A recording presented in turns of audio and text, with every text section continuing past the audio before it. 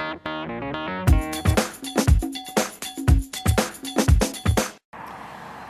this is Patty and I'm here at Al's Garden Center. We've had a lot of people coming in with some tomato troubles. They're concerned about their tomatoes. So I've got Kirk here to give us some answers. Kirk, what can you tell us if people are concerned about their tomatoes? Well, good morning, folks. Well, first of all, it's June in the Willamette Valley.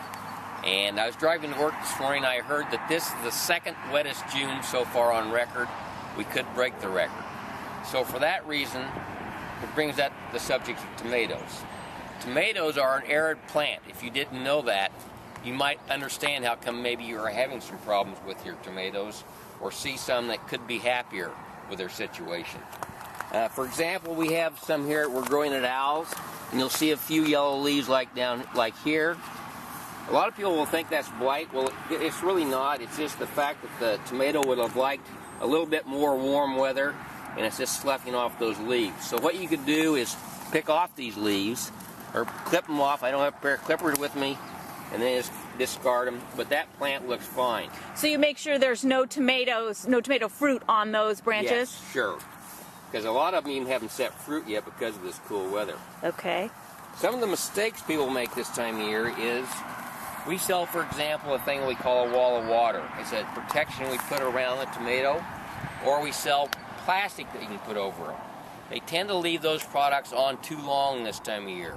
So even though the temperature's only been like 60 degrees, some days it jumps up to 75. Well, inside that plastic structure, the temperature is like 105 with all that humidity, and that can cause what we call early blight.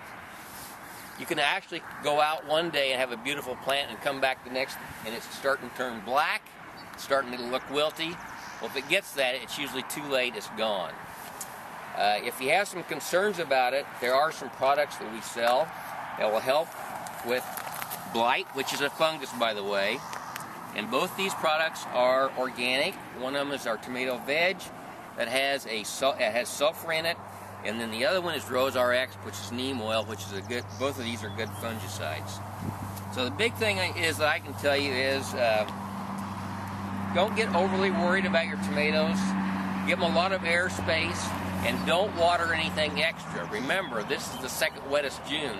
They've got plenty of water, unless, of course, they're in a pot, and that's a different situation. All right, thanks, Kirk.